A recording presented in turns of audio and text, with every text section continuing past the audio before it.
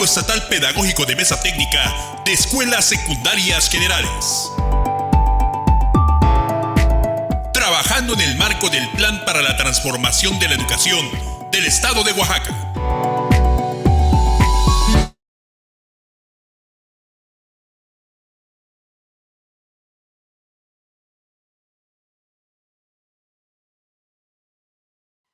Bien, vamos a abordar el tema de los ejes articuladores que plantea pues el nuevo plan. De nuevo, pues no tiene mucho de la escuela, de la nueva escuela mexicana, que también de nueva no tiene mucho. Como preámbulo al ejercicio, diremos que ya lo que abordó el compañero Eder de la historicidad es importante, pero también es importante puntualizar que después de la Revolución Mexicana se escribió y se suscribió la Constitución del 17, con el artículo 3º constitucional, que recuperaba las aspiraciones de la gente que hizo la Revolución Mexicana, de la masa. Por eso, en el artículo 3º, el original del 17, se plantea una educación distinta, más apegada a las comunidades. Se crean normales, rurales, se plantea la educación comunitaria. Y en 1934, y a partir de la llegada de Lázaro Cárdenas, si me equivoco en fechas, pues es que no tengo los datos aquí a la mano, estoy haciendo caja de memoria. Al llegar Lázaro Cárdenas del Río, impulsa la educación socialista.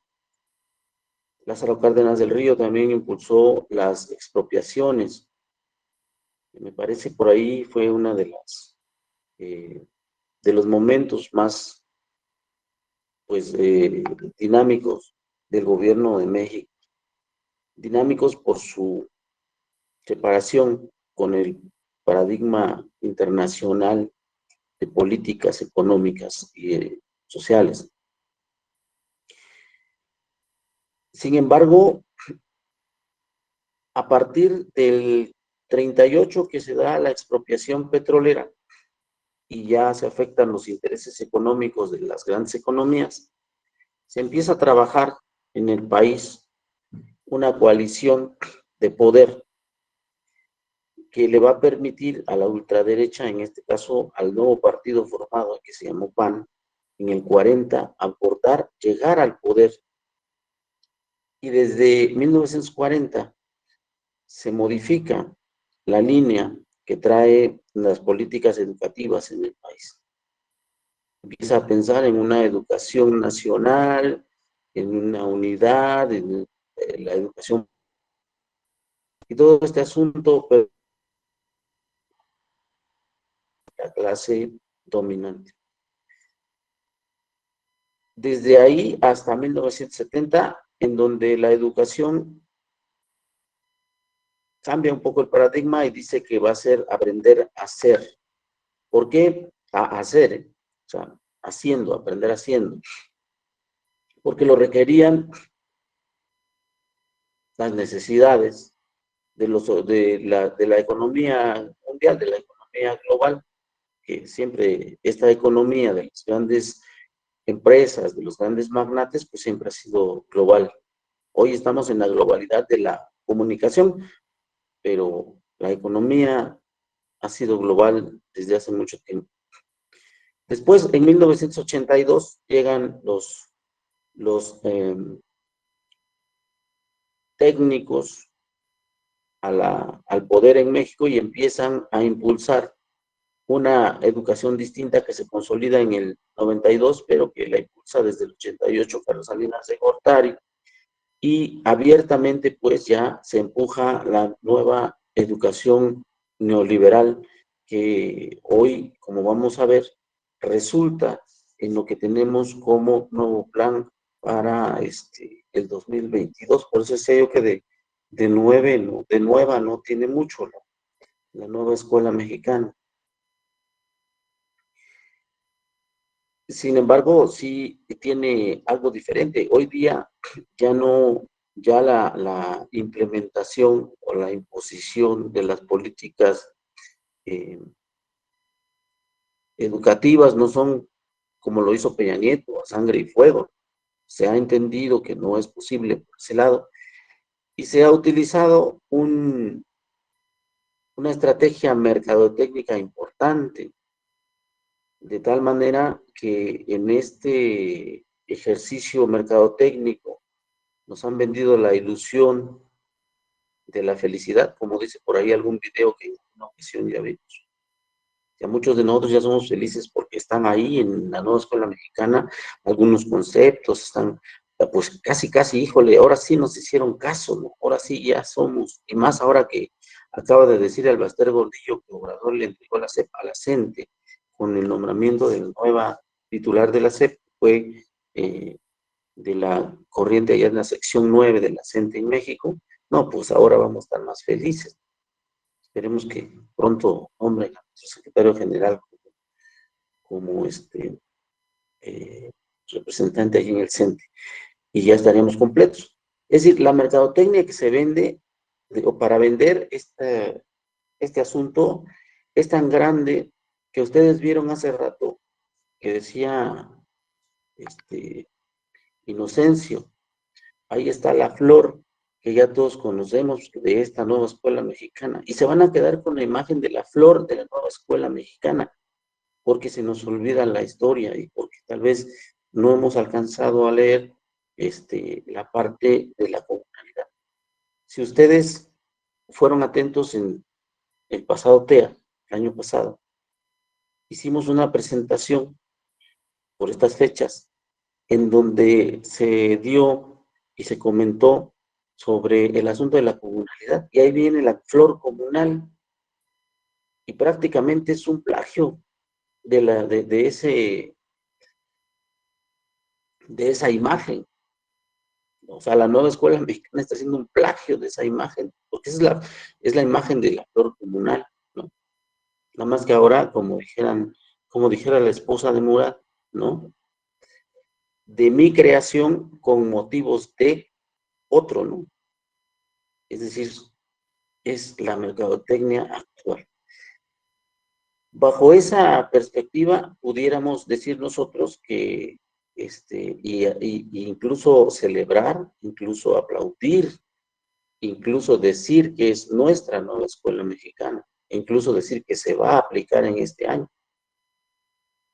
Pero tendríamos que ver y recordar lo que hemos dicho durante mucho tiempo en estos ejercicios de años de trabajo, en el que decíamos lo que dice Habermas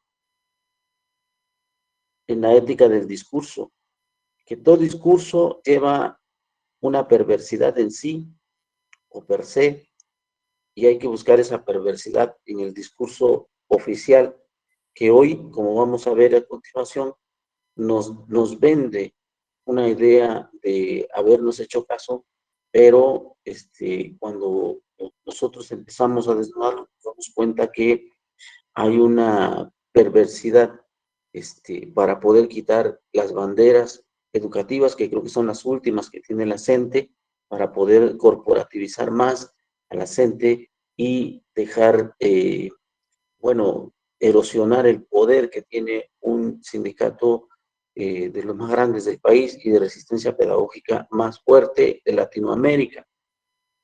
Ya decía un compañero anteriormente que, bueno, Calderón desapareció a luz y fuerza, ¿no? Desapareció a Mexicana de Aviación porque estorban.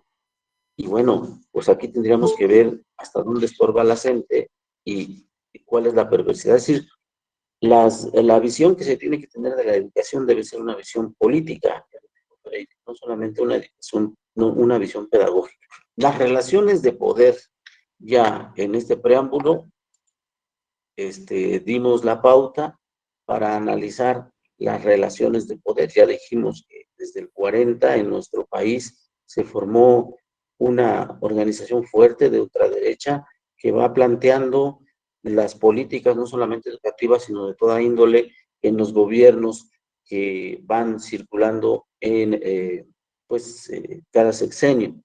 Y el gobierno de hoy no es la excepción, es el poder. En estas relaciones de poder no solamente se dan dentro del país, sino se dan a nivel global. Y hay organismos internacionales que ejercen influencia en las políticas educativas de todos los países que pertenecen a esos organismos. Nuestro país pertenece a estos organismos. Está la UNESCO, que es la Organización de las Naciones Unidas para la Educación, la Ciencia y la Cultura. Está la OCDE, que es la Organización para la Cooperación y el Desarrollo Económico. Está el BID, que es el Banco Interamericano de Desarrollo en sus iniciales. El Banco Mundial, que es, cuyas abreviaturas son BM, ¿no? Como pueden ustedes ver, y bueno, por encima de eso está la ONU, que no la puse, pero finalmente también parte de, aunque no aborda los temas como tal, tema educativo como tal, pero está dentro de esas organizaciones. Estos organismos internacionales fueron creados por los países desarrollados, los países más poderosos del mundo. Estoy hablando de Occidente, obviamente, ¿no? Estados Unidos, Francia, Inglaterra, me parece que también está inmiscuida Italia, de los países que Alemania, que están en la OTAN, que es otra rama, la rama del poder bélico de estas organizaciones, de estos países. Y son los que hacen la investigación en rama educativa, también la hacen. En ese sentido, compañeros, estos organismos determinan, en lo general, las políticas educativas que van o que deben seguir sus países agremiados o los países agremiados a estos organismos. Ningún país que esté agremiado a estos organismos puede ponerse en contra de, ¿no? Porque recibe sanciones, pues, desde la parte económica. Hay un asunto que nosotros debemos tener en cuenta. Miren, un poco más cerca del tema histórico de lo que viene ocurriendo. Hay una agenda que fue denominada Agenda 2030 y que pues viene desde el 92 y luego en el 2000 y a 2030 se hace una agenda en el 2000 en la que se plantea en perspectiva lo que estos organismos, estos países desarrollados, este poder económico mundial pretende en todos los aspectos, en muchos aspectos de las políticas internacionales, lo que pretende obtener para el 2030. Y para eso, obviamente, que tienen organismos de investigación muy buenos. Recuerden ustedes que en el 92 ellos ya tenían información para hacer la reforma que se hizo en México, vino de la información que tenían ya de los organismos internacionales. Y en el 2004, cuando se hace el plan y programa de educación preescolar, ya empezaba a trabajarse los temas que hoy se plantean. Dos palabras que se plantean en el programa 2004 de educación preescolar son las competencias, que es el modelo de aprendizaje y de perfil de egreso, y los campos formativos. Lo de los campos formativos no es nuevo, ni tampoco es nada más el aglutinamiento de las materias. Tiene una situación mucho más profunda que habría que analizar en otro momento. Sin embargo, hoy esta Agenda 2030, como ya estamos por concluir hacia 2030, se ha expandido hasta el 2050. Hoy la Agenda 2030 ya se fue 20 años más adelante. Es decir, ya están pensando qué quieren para el 2050. Ellos piensan por adelantado, no están como nosotros a ver qué sale este año, ¿no? Están ya planteando sus propósitos para el 2050. Ahí tienen ustedes en la presentación un vínculo de la UNESCO, en donde todos ustedes pueden consultar el documento que se utilizó para analizar este tema. Uno de los documentos que se utilizó para analizar este tema. Voy a leerlo tal cual, esto fue copia y pega, no son citas, porque es necesario leerlo como viene. Dice, debate público encendido. Pero debo decir primero de qué se trata. Esta es una comisión internacional sobre los futuros de la educación de avances recientes, perteneciente a la UNESCO, que hace una investigación de la valoración de los logros que se han tenido con el tema educativo y de lo que se pretende para lo que sigue, pero además de cómo está el planteamiento o cómo están las realidades de los países, sobre todo subdesarrollados, para poder generar estrategias que le permitan a la élite internacional seguir controlando el tema educativo. De eso se trata esto. Dice, debate público encendido, ese es un tema que ellos tienen. Dice, la comisión incorpora las aportaciones de esta amplia gama de partes interesadas a su labor, tanto para aprovechar la participación colectiva de todo el mundo, como para crear un movimiento de ideas cuyo impacto trascenderá con creces al propio informe. Hay que ponerle atención a las palabras que usa. La presentación del informe en la Conferencia General de la UNESCO fue en noviembre de 2021, constituirá un primer paso para catalizar las comunidades educativas de todo el mundo para replantear los fines y el papel de la educación. La comisión no tiene intención de redactar un plan rector definitivo, sino más bien un documento conceptual abierto. El informe constituirá una plataforma que otros podrán seguir construyendo. El otro punto, educación regenerativa para 2050. Es importante recordar que a la comisión se le encargó utilizar el horizonte de 2050, como en anteriores informes mundiales de la UNESCO sobre educación. Aprender a ser, 1972. La educación encierra un tesoro, 1996. El propósito es pensar a largo plazo. La intención no es construir otro ejercicio futurista ni presentar escenarios futuros, sino identificar vías prometedoras para formular políticas y estrategias que configurarán futuros deseables y repararán injusticias pasadas. Una educación regenerativa que cure, repare, reconvierta y renueve posee un enorme potencial para encaminar al mundo hacia futuros más justos y sostenibles para todos. Se oye muy bien. El siguiente punto, futuros plurales. Esta iniciativa trata sobre los futuros de la educación en plural.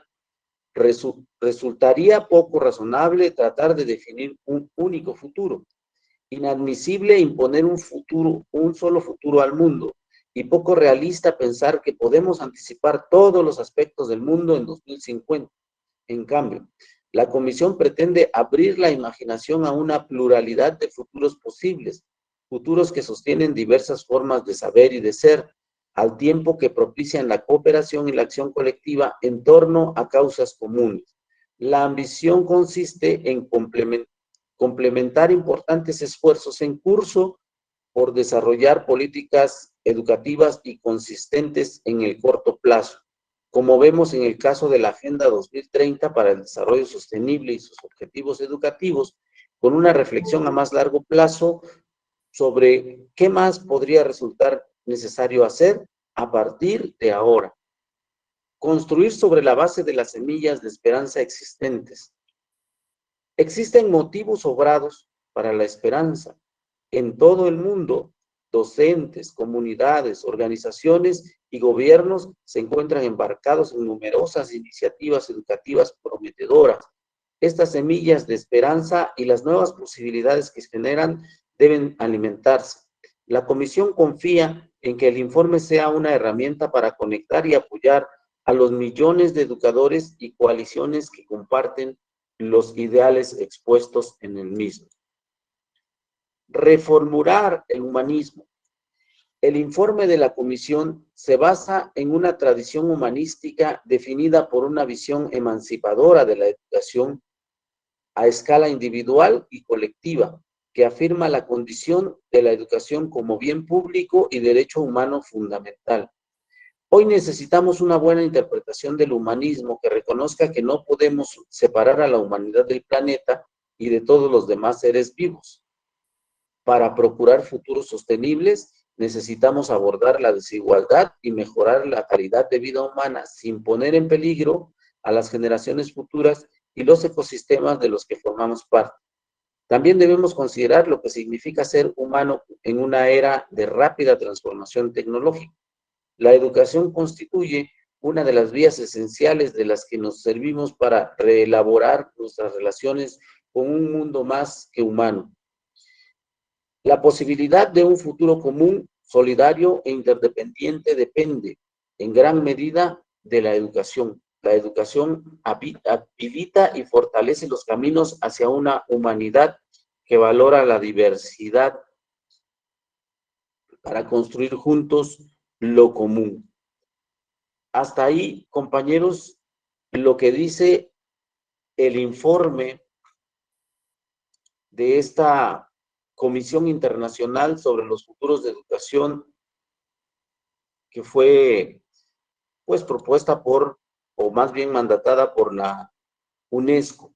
El informe se hace en 2021, pero la investigación viene después de los resultados que ya se trabajaron desde el 2015, 2017. En 2017, 2018 también hubo una información sobre estos temas. Si ustedes gustan consultarlo, pues pueden consultarlo en la página que ya les dijimos hace rato y que, bueno, va a estar ahí puesta para su consulta.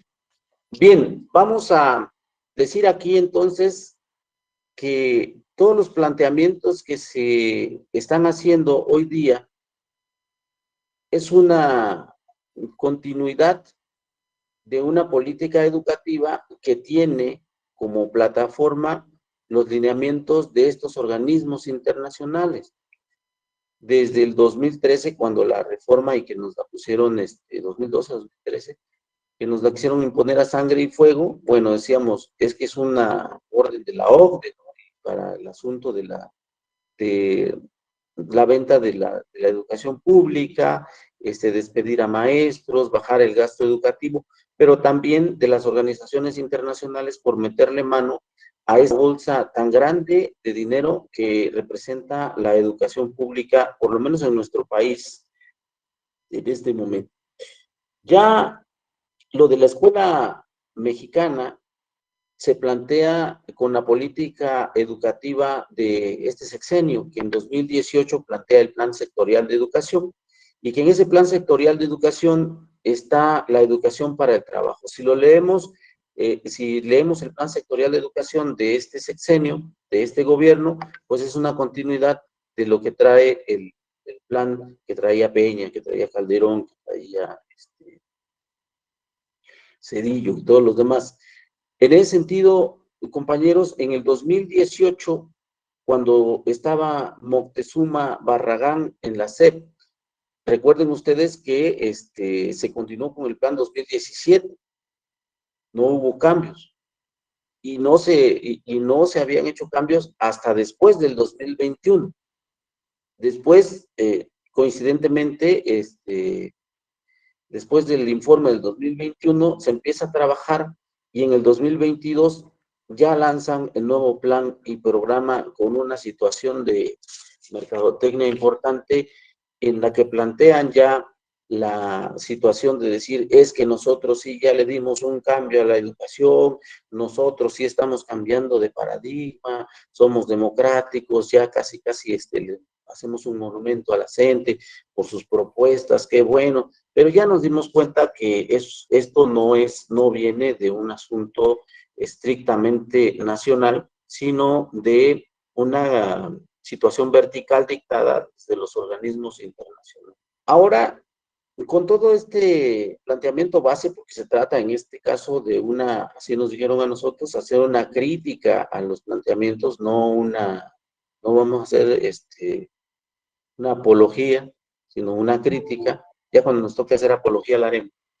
Dice, ejes articuladores del currículo de la educación básica. Son 7, ya lo dijeron los compañeros: pensamiento crítico, interculturalidad crítica, inclusión, igualdad de género, educación estética, la lectura y la escritura en el acercamiento a las culturas y vida saludable. Son los 7 ejes articuladores. Sobre estos ejes articuladores trabajarán todos los niveles, o en este caso ya no le van a llamar niveles, le van a llamar fases. Y esas fases ya venían siendo trabajadas desde el 2012, 13, porque recuerden ustedes que, aunque con otro enfoque, ya las escuelas primarias estaban trabajando, primero empezaron a trabajar primero segundo, luego tercero cuarto, luego quinto sexto, y ahí nos metimos en un problema porque nos dijeron que a nosotros nos tocaba trabajar el primer año, algunos sí, otros dijimos no, tenemos que seguir trabajando en 2011, y en esas nos venimos, pero no es nuevo lo de las fases, ¿no? Entonces, hoy se van a llamar fases, y estos ejes articuladores van a tener que atravesar todas esas fases. Es decir, estos 7 ejes articuladores se tendrán que trabajar desde la perspectiva de la escuela mexicana. Deberían trabajarse desde educación inicial hasta el tercero de secundaria. Cualquiera de estos ejes, cualquiera, pero de los 7, tendría que escoger cada fase para hacer su proyecto, ¿no?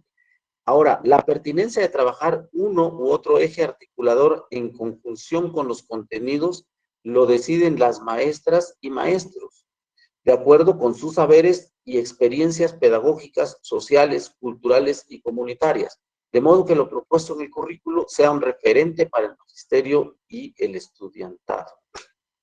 Es decir, esto es copiado, es una cita del nuevo plan, ¿eh? ¿Qué nos está diciendo aquí? Que a final de cuentas quienes van a decidir qué hacer son los maestras y maestros. Pero fíjese la perversidad, esto dice el plan y programa, pero si leemos la UCICAM y nos metemos al proceso de la UCICAM, lo primero que nos ponen a estudiar es la normatividad, qué dice la ley respecto de los planes y programas, qué dice la ley respecto de lo que se va a trabajar en las escuelas.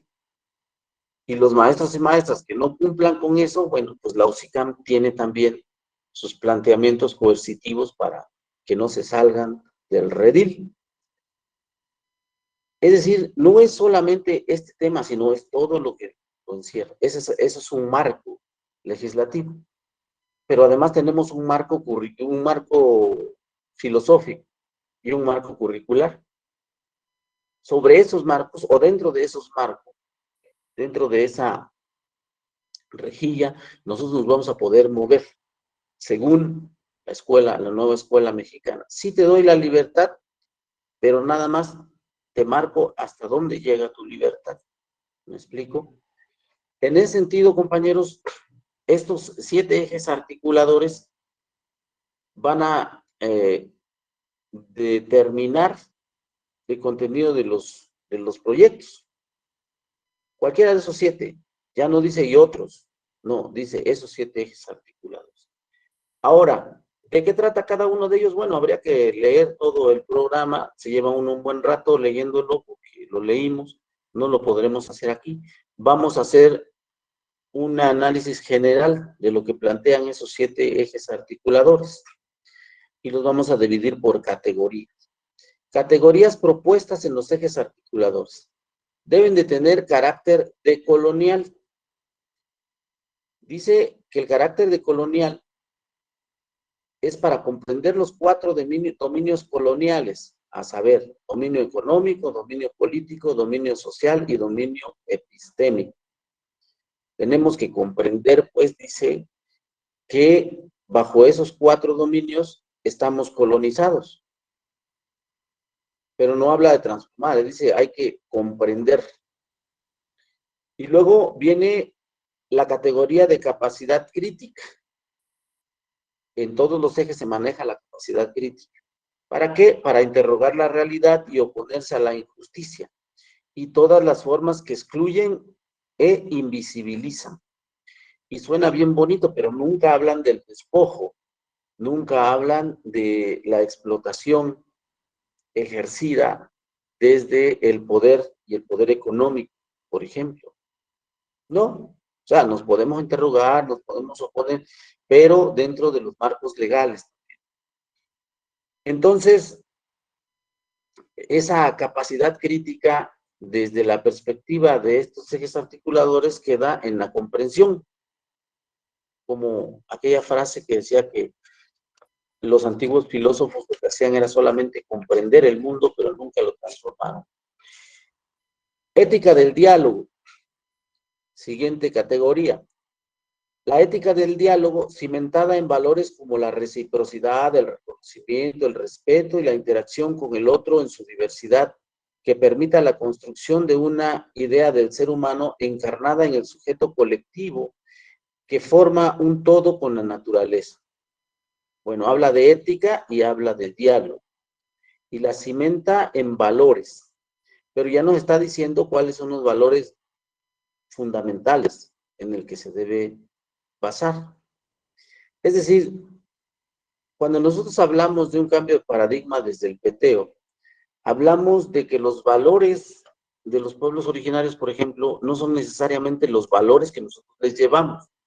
Y hemos dicho que la escuela ha trastocado esos valores, porque lo primero que hace un maestro cuando llega a una comunidad es imponer los valores de un mundo al que no pertenece la cultura originaria, sobre todo si aún conserva su lengua y su visión, su ontología, su visión del mundo, pues, ¿no? Entonces, nosotros imponemos los valores como nos impusieron los valores occidentales. Hay un libro, que ahorita me acuerdo cómo se llama, sobre valores, que hace un análisis, pues, más o menos profundo de un cubano, sobre su visión de los valores. Es importantísimo entender esto porque pues nosotros podemos tener una ética de diálogo. Vamos a poner, por ejemplo, nosotros como maestros nos han escuchado en el gobierno, pero ¿a poco ha cambiado mucho lo que han hecho con nosotros como trabajadores de la educación desde el gobierno?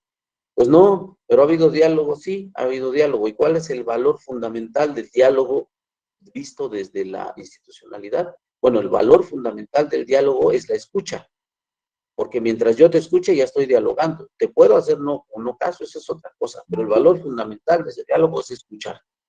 Entonces, ahí el tema de esta categoría propuesta desde esos ejes articuladores, pues hay que analizarlo. Luego, la resignificación de los valores, creencias y prácticas implica la transformación de los principios filosóficos, culturales, éticos y sociales de educación básica. Y aquí podríamos decir, bueno, estás loco, Jonathan, ya dicen que vamos a resignificar esos valores. Ajá, sí, ahí lo dice claramente. Y pudiéramos estar diciendo que estamos equivocados. Sin embargo, cuando nos habla de la transformación de los principios filosóficos, no dice que los podemos transformar a la forma que tenemos nosotros. Hablábamos hace rato del marco legal que tenemos. Y hay criterios de la educación que tienen categoría constitucional. Uno de los criterios es el carácter nacional de la educación. Y ese carácter nacional de la educación tiene que ver con que todo el país tenga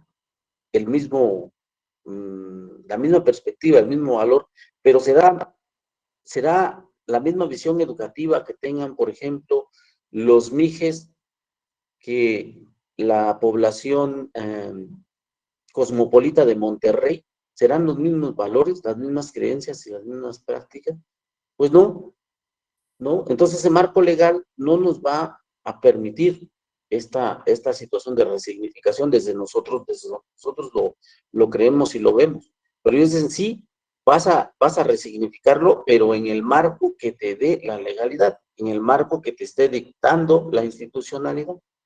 Entonces, es importante, decíamos en un momento hace rato, es importante ver que, pues, mercadotécnicamente, pues yo podría decir, está chingón, ¿no? padrísimo está esto. Está como cuando veo la tele y me dicen que las almohadas de alguna marca, pues me van a hacer que ya no ronque, me van a hacer que duerma bien, me van a hacer que hasta mi relación de pareja sea mejor, y voy corriendo porque ya me vendieron la idea. Y voy corriendo y la compro. Resignifiqué el valor, la creencia y la práctica de mi dormir con una determinada almohada. Pero me la vendieron mercadotécnicamente. Entonces, compañeros, en esa situación nosotros tenemos que analizar críticamente las categorías propuestas por estos ejes articuladores, desde un planteamiento más profundo, ¿no?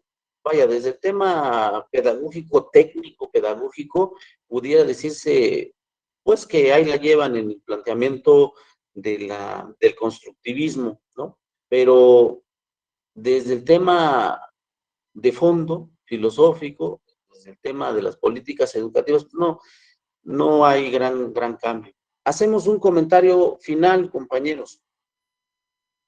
Dice, es a todas luces obvio que la propuesta educativa de la nueva Escuela Mexicana 2022 incorpora a su discurso planteamientos de las propuestas pedagógicas construidas desde las realidades contextuales de las resistencias pedagógicas de la CENTE.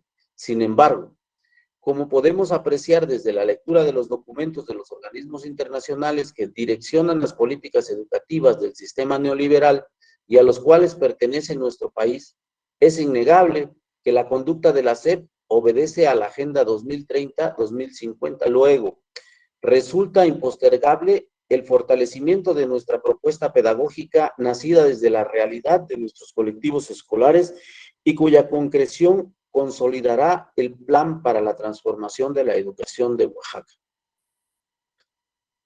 La propuesta oficial, que replica el discurso de la UNESCO, esconde de fondo los intereses económicos de la élite neoliberal que ha comprendido desde sus espacios de investigación que es más fácil detener un esfuerzo descolonizador apropiándose de su discurso en vez de tener un choque frontal con un movimiento que se fortalece desde las aportaciones de las clases oprimidas. Finalmente, las coincidencias que pudieran encontrarse en el camino deberían aprovecharse para impulsar las propuestas alternativas y no bajar las banderas de la resistencia pedagógica. Bien, para concluir, compañeros, nosotros estamos convencidos, decimos que las propuestas que han nacido desde los colectivos escolares, desde los compañeros que están pie a tierra, los maestros, los PAES, los directivos, todos ellos han construido una propuesta diferente, un enfoque diferentes. Si nosotros somos analíticos, podremos ver claramente que la preocupación del Estado por el avance que ha tenido esta educación alternativa, no solo en Oaxaca, no, porque tampoco se vale ser egocéntrico regionalista. Hay en varias partes del país esfuerzos, como el de Oaxaca, pero además del país, en toda Latinoamérica hay esfuerzos, y en Europa, ¿no? En España, ¿no? En las comunidades de Italia, en donde están las clases oprimidas, por ejemplo, y otros países, hay esfuerzos de este tipo. Por eso la preocupación de los organismos internacionales que cuidan los intereses de las grandes corporaciones que dominan al mundo, y por eso también hoy la apropiación del discurso, que no va a mejorar nuestra situación. Por un lado, nos venden una situación ideal en lo pedagógico, y por otro lado, laboralmente nos siguen pues oprimiendo, ¿no? Como clase trabajadora, y si a nosotros nos oprimen como docentes, imagínense cómo está hoy la gente que paga nuestros salarios, que es la gente campesina, la gente trabajadora, la gente que está al día, ¿no? Hoy tenemos una inflación espantosa en todo, y obviamente va a repercutir en esta situación. El análisis, pues, tiene que darse de manera integral para no comprar estas puertas de vidrio que nos pone los lineamientos consolidados por un gobierno que pues le da continuidad al plan 2030-2050. Colectivo Estatal Pedagógico de Mesa Técnica de Escuelas Secundarias Generales. Trabajando en el marco del Plan para la Transformación de la Educación del Estado de Oaxaca.